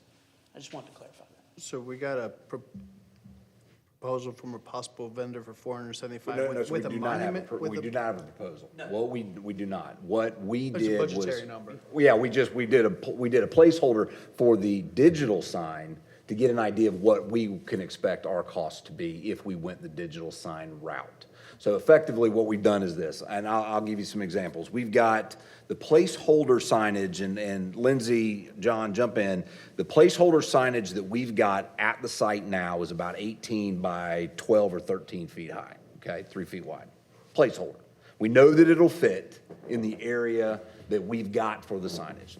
So with those limitations, Harper helped us, along with staff, find a sign of comparable nature that is digital, that has that visual reader board. And so that cost, which is fairly, was it 2022 numbers, maybe, 22 numbers, had somewhere in the neighborhood of $165,000 for that type of sign, okay?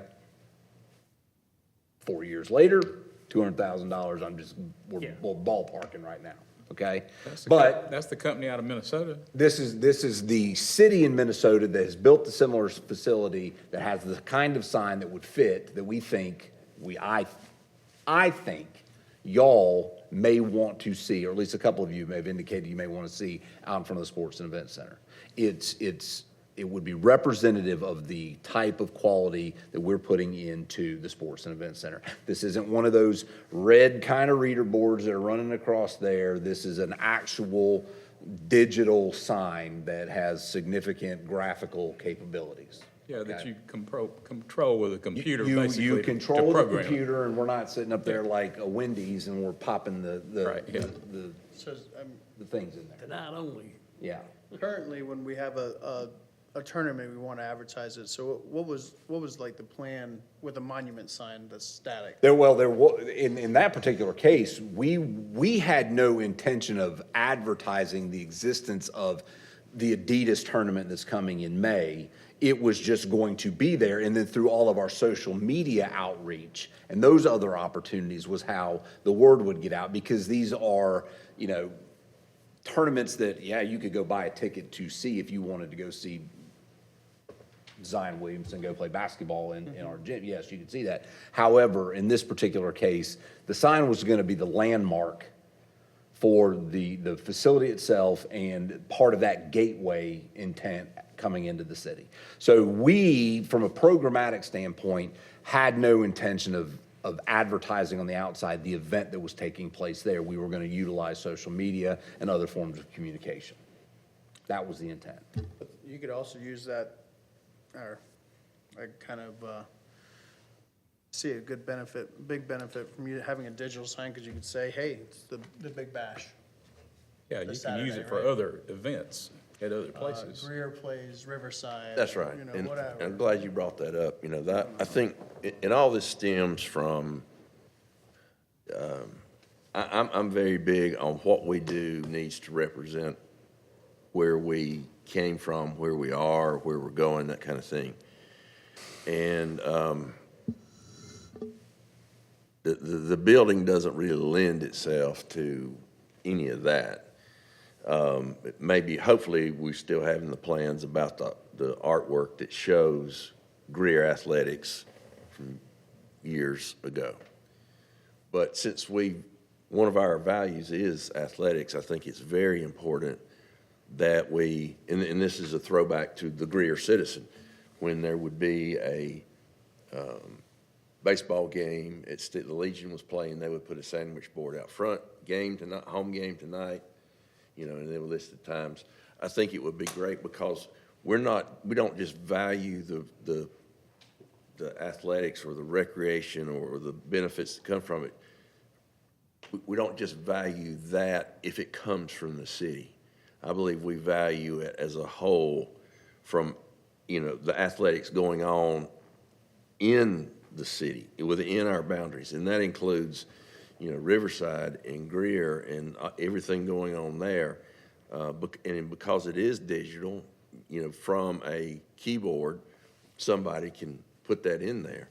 And also, if we have a tournament, a basketball tournament there, whatever's going to go on there, whatever we know is going to go on and whatever we may not even know that's going on there, we put that message out there and on that sign to let folks driving by know. Because in the words of Charles Barkley from a few days ago, I don't do social media. And so there's a lot of folks that they just don't do it, but they're driving down the road and they say, I'd like to go to that. And so they make that plan and they do that. I think it's a very important, it would be a very important asset that we would, there's a lot to be lost if we don't. There'll be have more that. maintenance to it in the future. Oh, You gotta ongoing expect costs. that. Yeah. But- There will be. But I think it'll be worth it. No, I agree. And now, what I would like to see, if council says, let's do it, before anything is done, I want to see something from the sign company and have it placed in there. Absolutely. And I don't guess we engage the services of, what's the big sign company here in town? Garfield. Well, that was my question. Is there nowhere closer than Minnesota to do this sign? Well, hey, no, let me be clear. The sign, That's not the the sign isn't Minnesota. We just used a facility in Minnesota that had recently purchased a sign, and that's just what we were using for benchmarking the cost. We wouldn't be getting the sign from Minnesota. A facility in Minnesota bought a sign, this is what I think y'all want, this is the cost, that was it. I got you. You gotten any opinions from Ann or Adam? Yeah, I think, you know, I don't want to speak necessarily for Adam, or I'd let him speak if he was in here. I think, Mike, you've had a lot of conversation with him, but I think that, you know, moving forward with just the monument signage is, I think, where they would rather be. And I think more to the point, because it is a little bit of a slippery slope, okay? Because there may be an expectation that signage become a community reader board that will have Happy Birthday Timmy and all of the things that, and then there's a level of expectation out there that we may not be able to fulfill. And nor do I want to potentially have to be in a position to where we're, you know, jockeying for time on the reader board, because there's Greer versus Riverside in basketball on a Tuesday night, but we also trying to advertise for an event that we're having. So there's this jockeying for position on there. There's the maintenance cost. There's the time, the staff time that it would take. So anyway, there's a number of issues that come along with that. And these signs have a tendency sometimes to get rather dated. You lose a pixel or two on it, and that's something we're gonna have to continue to maintain. Again, these are not things that can't be done. You know, the sign is not gonna be one and done, whereas a monument sign largely is one and done. Do we have any estimate of an annual maintenance cost on it? Is there any way to estimate that? At this point, the question is, what would it take to get us up and running? The way I respond to that about everything requires maintenance. And if we wanted something, if you want something first class, you just don't build a concrete wall. You put windows in it and you put lighting on the outside. You do whatever. I think this sign brings it up a notch. And it does not limit it to our ability to advertise just what's going on there. I mean, there's a lot of things that can be put on there. As far as your comment about a slippery slope, that's simple. I mean, if it has to do with recreation or tourism, it belongs on that sign. Your idea of a monument, is that just a ground lit thing? Well, actually, we haven't gone that far down the road of actually finalizing the design of what that's gonna look like. But I personally had envisioned something more iconic than a standard boring monument sign. I think something that's really indicative, not so much an art piece, but something that just pops, for lack of a better term, as you're coming up the road, that's not necessarily a flashing sign or something that's got graphics on it, but something that is very unique to Greer. But it's that way forever though, right? Is What's what that? you're talking about? The monument sign you're talking about? Somebody yeah. hits it, yeah. Till somebody hits it, yeah. Yeah, well, I mean, Again, hang on, Mr. Sherwood, let me just say this. We went the route we went because it was a cost savings and it was simple enough to put a sign out there that set off the area as you come into town as a gateway. And that was full stop, that was it. If this council wants us to put in a digital sign, we will go, we can, now's the time. yeah. Well, here's my question, Andy. I don't know, I think it's really a question of misplacing some value. Why would you not put a world-class sign on that structure where you've put this humongous raceway sign on the new fire station that doesn't even really need to be there? I mean, that's a beautiful sign, but who the hell needs to know with a big lighted sign like that, that it's a fire station? I think that's a waste. Well, there's going to be. Now, that's a monument sign that you should have had there. There's going to be there's going to be signage on the facility. There's going to be signage on the facility. This just becomes a question of preference and aesthetics. And again, Well, who selected that sign for the fire station? we went through that process when we were going through the design of the fire station. I think that Are you talking about the one one that's on on the building? The lighted sign on the front of the building. On the actual On the building building, itself? yeah. it was just part of the design process. I think Yeah, this you is didn't see that part, sign? I think Well, it's a beautiful commercial sign, but my God. I think this is part of a bigger discussion. Station 40, yeah. That there are some things that, as far as plans, need to be seen by council and reviewed.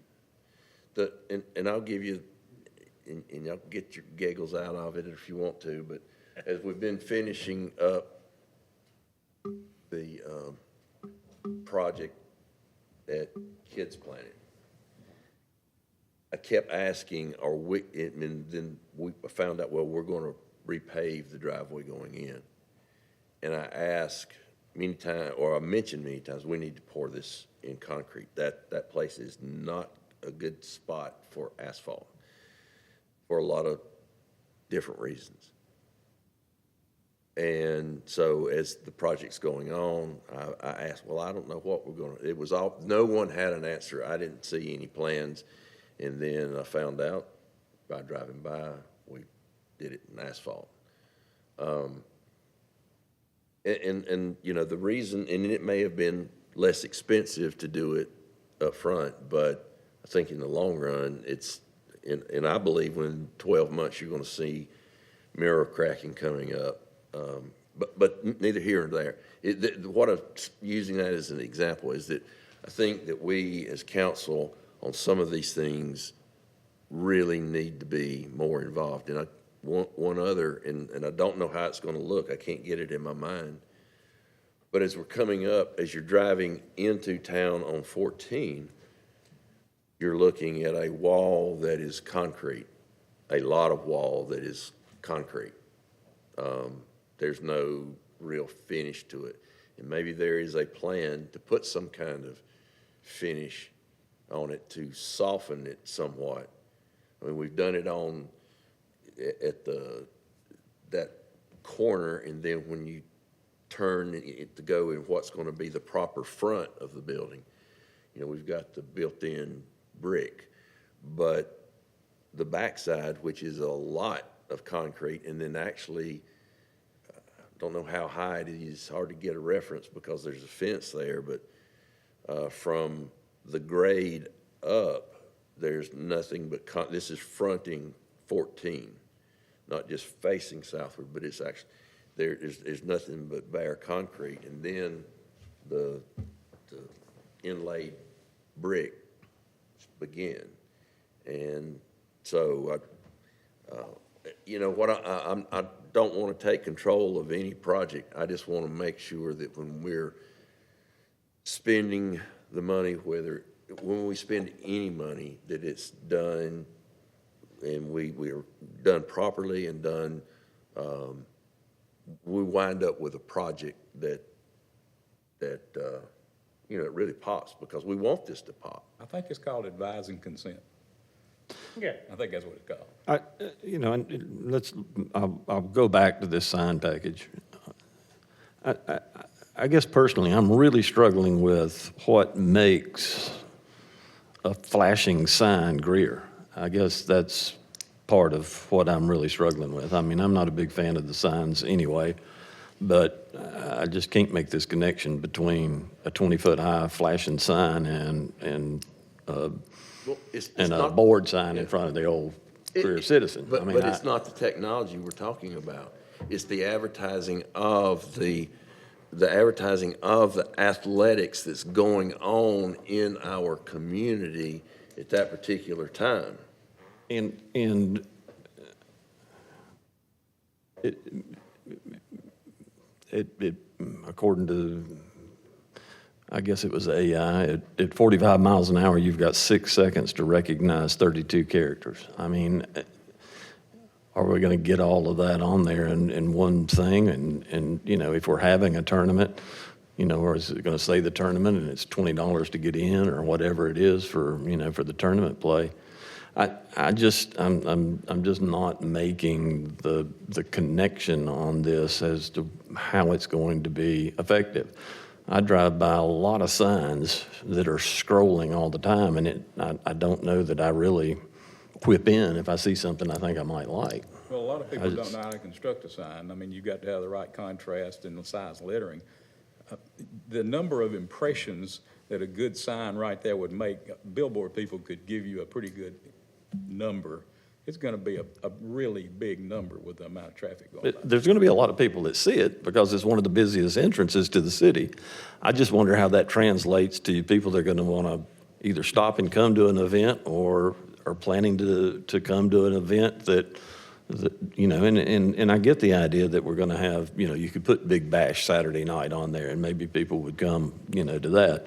But I'm just not clear on this other. I mean, I was looking some of these factors up. I mean, in Florida, you can't even put an electronic sign on a Florida DOT road. But you wouldn't build a Bon Secours Center without a great big sign on it, and this is. It's in an urban area where you're sitting at a stoplight and you can watch that whole sign screen through 3 times. Well, that's a pretty urban area right there. I mean, Yeah, and you're going 45 miles an hour until you get to the stoplight, and then well, it changes I travel to 35. that road a lot. Regardless,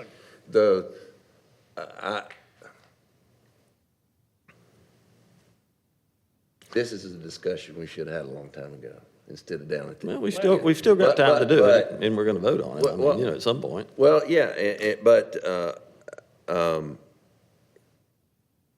I'm just. It's not. Let me say this, Mayor. The tying it into the sandwich board. The sandwich board, I guarantee you, everybody that saw it didn't go down to the ball game. But at least it was advertised, and people knew, know what is going on and with the athletics, because we value that. We shouldn't say things that we value if we don't. One of the things that we have to do, because we try to do it with social media, is that we don't have the typical, the old original print media. Now, we are represented by a reporter here tonight. It's a newspaper, and it's digital, and that's great. But you could open up the local newspaper, and it would have a calendar of events. This is what's going on. Well, I think that kind of helps that along, but it also shows that we believe, we mean what we say. We value athletics, so therefore we're going to support athletics in the city. And I think a 210,000 square foot building says that we support athletics. that says that we value it for the city the city proper and the athletics that's going on in that building, period. It doesn't say anything else about the athletics that takes place outside the umbrella of the city, our administration. It doesn't say anything about that. It doesn't say anything about the high school athletics or Legion Ball or the kickball tournament, whatever. You know, it's, I mean, I think that it's important and that we lose the ability to just let people know. I mean, as a percentage of this whole project, it's nothing. Oh, I'm not talking about the cost. I just, you know. What about the McMillan guys? They did the architectural design on this building. I mean, do they have an opinion, or are they just gonna do The as we say? opinion that I received from them is very similar to what I've tried to articulate, is that these digital signs have a tendency to get dated. They are a ongoing maintenance cost, and there's a lot that can be done with a monument sign to give the panache that you want with a facility like that. Now, all that being said, again, I apologize, Mr. Airwood, that you don't feel like you were engaged in this, and quite frankly, this was a cost and aesthetic decision that was easy to make from my perspective because it was a significant cost savings. And that's why, in order to bring this project at the level we could from a cost perspective, we just cut any further discussion of digital signage. Yes, you're right. Had we had this discussion 8 months ago, we wouldn't be here today and we would know where we are, but we didn't. And so I need to know, quite frankly, from this council, whether or not you want to go with a digital sign, and we will deliver a digital sign within the constraints of the property that we have to put the sign on. Can we not pursue a design and price, just to kind of get an idea of what we are talking about? We can do that. I do want to make one point, just so council's aware as part of their consideration. It's my understanding that this will require, if we do this, a modification to the UDO. Yeah. So we will have to bring that to council because they're not allowed in that district on that corridor. And if it is passed, it will open up for others to be able to implement the same sign. Just wanted to provide that information for council's consideration. But it will require a modification to the UDO, and it will allow others on at 14 corridor to put those same signs up. Sure. Hey, here you go. First, 100% with Riley, we went way too much on the sign for the fire department. Fire department looks great, and I'm glad it does, and I'm glad it's a great building, but that's true. All right. We're a citizen. Well, I loved it. It's great, but that's past us. Not coming back. Sandwich boards aren't coming back. Social media is the future. It might not be for me, it might not be for a lot of people, but for 10 years from now, it's all they're gonna communicate on. The city puts out, I don't know how many Facebook pages the city has, and then there's so much on the city website. It's hard to, there's so much information, everything's there. And if you want to click on it to follow it, you'll get it in your feeds. And if you don't, well, you don't. Look, monument versus digital. Last time we talked about this, I was really on the digital bandwagon. Still straddling, I guess. But that monument looks awful damn good, or sounds awful good. Because it would be a nice entry to the city. I mean, it makes, there's some logic to that. Do want to see some numbers. Readability, Rick's 100% right. God, Bon Secours, it is perfect. You got to sit there at the red light. So you know, it's great for that. If we put a digital in, and if we put all the stuff that we keep talking about, that's going to be half of somebody's job sitting there doing that. We have a communications department for that. I mean, that's one of the things they do. I understand, but that's still more labor. So I'm just putting things out there. Now, I'm not opposed to seeing something. I'm not opposed, to a lot of things until I see something really actionable. How far into the process are we for interior designs and all that? Like, have we started that process? I know you mentioned Or like Smash. signage inside the Just facility? or- in general, colors, all that stuff. We started that yet? We have conceptual designs, we have furniture, a palette of furniture to select from. We have the sign package that Smash put together with graphics, the interior signage, paint colors. We have a palette for all that. I would say, we're probably more than halfway through that process, but final decisions have not been made on most of it. I mean, I think we've picked colors to a certain extent. With the assistance of our That all Advisory through committee. MPS are. Don't let us look at colors, we've established. So Well, the, and, and there's a few things remaining. One of them is the community room. What is But the- what we're gonna do in there, but, but the advisory committee is still engaged? Yes, the next, we have not, the next event we've actually got scheduled with them is the topping out ceremony. However, they have seen most of that furniture and coloring package and through the signage package. So yes, they've seen it. So, I mean, my biggest issue, and I think this is really why we're having this discussion, is because, we have the advisory committee making the choices, but from a building standpoint, the only engagement we've had as a council was you asked us for the money to approve the 60 million.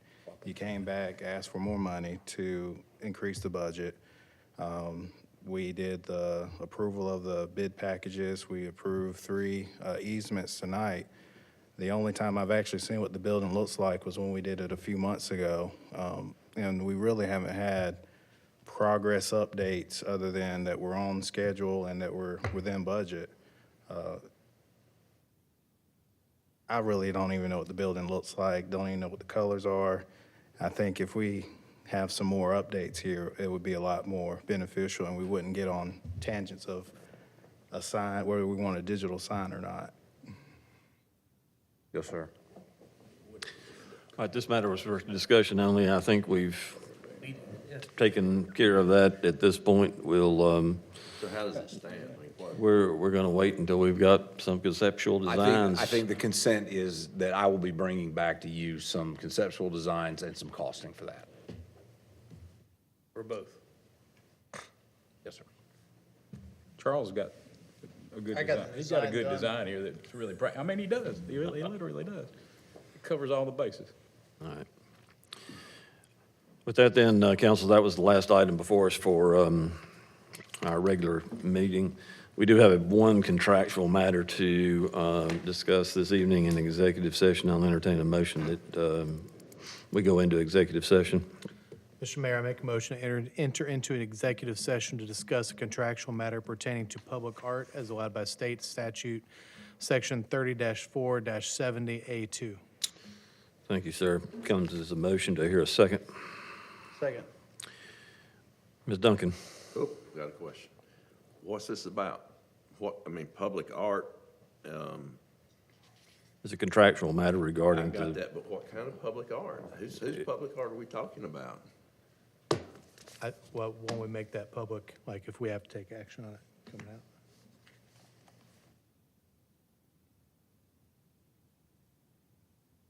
So it is a contract. Yes. Okay. So we're talking about money, buying public art, or we don't know? Talking about agreements with property owners for the purposes of public art, not necessarily the art itself.